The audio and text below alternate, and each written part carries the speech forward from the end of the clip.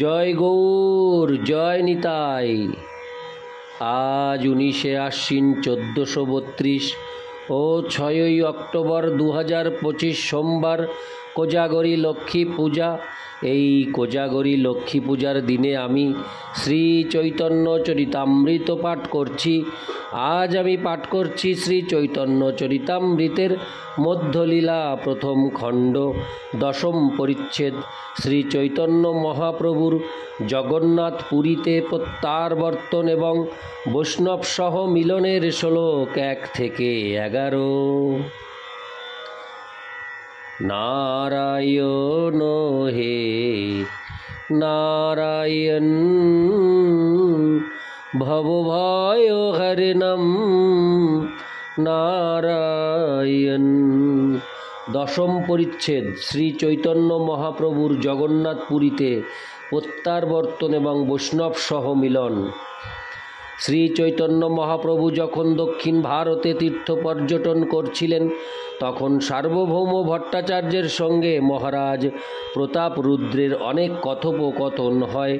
মহারাজ প্রতাপরুদ্র যখন শ্রী চৈতন্য মহাপ্রভুকে দর্শন করার অভিলাষ প্রকাশ করেন, তখন সার্বভৌম ভট্টাচার্য বলেছিলেন যে মহাপ্রভু দক্ষিণ থেকে প্রত্যাবর্তন করলে তার সঙ্গে কোনো প্রকারে মহারাজের সাক্ষাৎ করিয়ে দেবেন। শ্রী চৈতন্য মহাপ্রভু দক্ষিণ ভারত থেকে জগন্নাথ পুরীতে ফিরে এসে কাশী মিশ্রের গৃহে বাস করেন। সার্বভৌম ভট্টাচার্য শ্রী চৈতন্য মহাপ্রভুর কাছে গিয়ে ক্ষেত্রবাসী বৈষ্ণবদের পরিচয় করিয়ে দিলেন। রামানন্দ রায়ের পিতা ভবানন্দ রায় শ্রী চৈতন্য মহাপ্রভুর সেবা করার জন্য তার আর এক পুত্র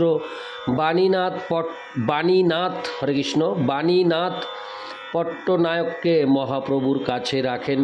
মহাপ্রভু কালা কৃষ্ণ দাসের ভট্ট থারির সম্বন্ধজনিত কলুষের কথা পার্শ্বদের বলেন এবং তাকে বিদায় দেবার প্রস্তাব করলে নিত্যানন্দ প্রভু ও অন্যান্য ভক্তরা যুক্তি করে তাকে দিয়ে নবদ্বীপে এবং গৌড় দেশে সর্বত্র শ্রী চৈতন্য মহাপ্রভুর প্রত্যাগমনের সংবাদ পাঠালেন।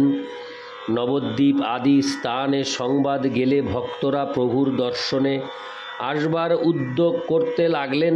সেই সময় পরমানন্দ পুরী নদিয়া নগরে এসে শ্রী চৈতন্য মহাপ্রভুর নীলাচলে পৌঁছানোর সংবাদ শ্রবণ করে দ্বিজ কমলাকান্তকে সঙ্গে নিয়ে হরে কৃষ্ণ জগন্নাথ পুরীতে শ্রী চৈতন্য মহাপ্রভুর কাছে এসে পৌঁছান।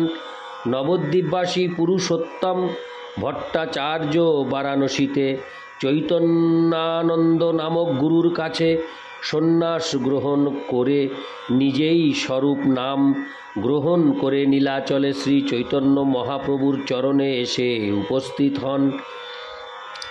শ্রী ঈশ্বরপুরীর অপ্রকটের পর তার সেবক গোবিন্দ তার আজ্ঞা অনুসারে শ্রী চৈতন্য মহাপ্রভুর কাছে পৌঁছান। কেশব ভারতীর সম্পর্কে ব্রহ্মানন্দ ভারতী শ্রী চৈতন্য মহাপ্রভুর মান্য। তিনি উপস্থিত হলে মহাপ্রভু কৃপা করে তার চর্মাম্বর ছাড়ালেন। মহাপ্রভুর প্রভাবে ব্রহ্মানন্দ তার মাহাত্ম্য জানতে পেরে তাকে কৃষ্ণ বলে সিদ্ধান্ত করলেন। কিন্তু সার্বভৌম যখন শ্রী চৈতন্য মহাপ্রভুকে সাক্ষাৎ কৃষ্ণ বলে সম্বোধন করেন, তখন শ্রী চৈতন্য মহাপ্রভু সেই কথাকে অতি স্তুতি বলে অনাদর করেন। ইতিমধ্যে কাশীশ্বর গোস্বামী ও শ্রী চৈতন্য মহাপ্রভুকে দর্শন করতে সেখানে এসে উপস্থিত হলেন। হরে কৃষ্ণ। ইতিমধ্যে কাশীশ্বর গোস্বামীও শ্রী চৈতন্য মহাপ্রভুকে দর্শন করতে সেখানে এসে উপস্থিত হলেন। এই পরিচ্ছেদে সমুদ্রে নদ নদীর মিলনের মতো শ্রী চৈতন্য মহাপ্রভুর সঙ্গে বহু দেশের ভক্তদের মিলনের কথা বর্ণিত হয়েছে। শ্লোক 1। তং বন্দে গৌর জলোদং শস্য যো দর্শনামৃতই বিচ্ছেদাবগ্রহো ম্লানো ভক্ত শস্যান্ন জীবয়ত। অনুবাদ: যিনি তার দর্শনরূপ অমৃত বর্ষণ করে বিচ্ছেদরূপ অনাবৃষ্টিজনিত মলিন ভক্ত শস্যদের জীবন দান করেছিলেন, সেই গৌরব, হরে কৃষ্ণ, সেই গৌর রূপ মেঘকে আমি বন্দনা করি। ইতি শ্লোক 1, শ্লোক 2। জয় জয় শ্রী চৈতন্য, জয় নিত্যানন্দ, জয়াদ্বৈত চন্দ্র, জয় গৌর ভক্তবৃন্দ। শ্লোকার্থ: শ্রী চৈতন্য মহাপ্রভুর জয়, শ্রী নিত্যানন্দ প্রভুর জয়, শ্রী অদ্বৈত আচার্য প্রভুর জয় এবং শ্রী চৈতন্য মহাপ্রভুর সমস্ত ভক্তবৃন্দের জয়। ইতি শ্লোক 2, শ্লোক 3। পূর্বে যবে মহাপ্রভু চলিলা দক্ষিণে, প্রতাপ রুদ্র রাজা তবে বোলাইল সার্বভৌমে। শ্লোকার্থ: শ্রী চৈতন্য মহাপ্রভু যখন দক্ষিণ ভারতে তীর্থ পর্যটন করতে গিয়েছিলেন, তখন মহারাজ প্রতাপ রুদ্র সার্বভৌম ভট্টাচার্যকে তার প্রাসাদে ডেকে পাঠালেন। ইতি শ্লোক 3, শ্লোক 4। বসিতে আসন দিল করি নমস্কারে, মহাপ্রভুর বার্তা তবে পুছিল তাহারে। সার্বভৌম ভট্টাচার্য যখন রাজার সঙ্গে দেখা করতে এলেন, তখন মহারাজ প্রতাপরুদ্র তাকে প্রণতি নিবেদন করে বসতে আসন দিলেন এবং তার কাছে শ্রী চৈতন্য মহাপ্রভুর কথা জিজ্ঞাসা করলেন। ইতি শ্লোক 4, শ্লোক 5। শুনিলাম তোমার ঘরে এক মহাশয়, গৌড় হইতে আইলা তেহ মহা কৃপাময়।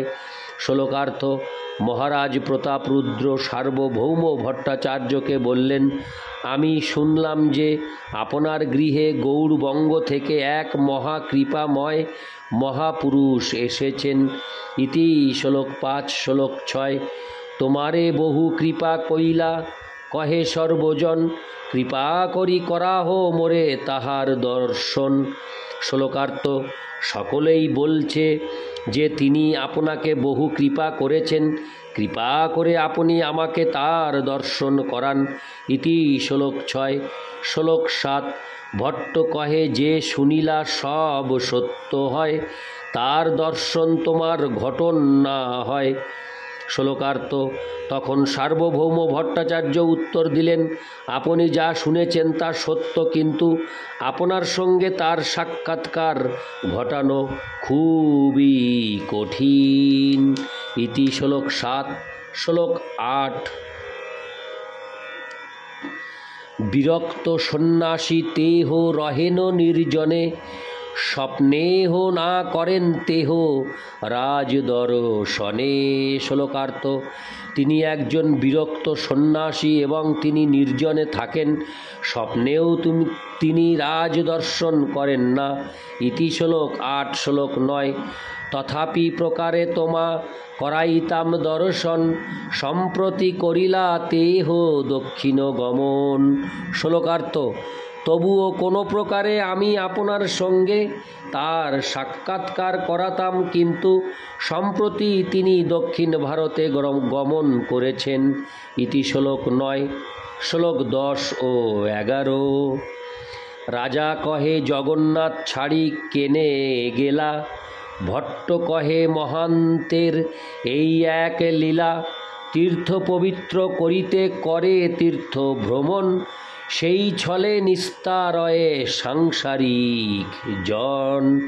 শ্লোকার্থ: রাজা জিজ্ঞেস করলেন, হরে কৃষ্ণ, রাজা জিজ্ঞাসা করলেন, তিনি নীলাচল ছেড়ে কেন চলে গেলেন? ভট্টাচার্য উত্তর দিলেন, মহাপুরুষদের লীলাই এই রকম। তীর্থ পবিত্র করার জন্য তারা তীর্থ ভ্রমণ করেন এবং সেই ছলে জড় জগতের বন্ধনে আবদ্ধ মানুষদের উদ্ধার করেন। ইতি শ্লোক 10 ও 11। নারায়ণ হে নারায়ণ, ভবভয় হরিণম নারায়ণ,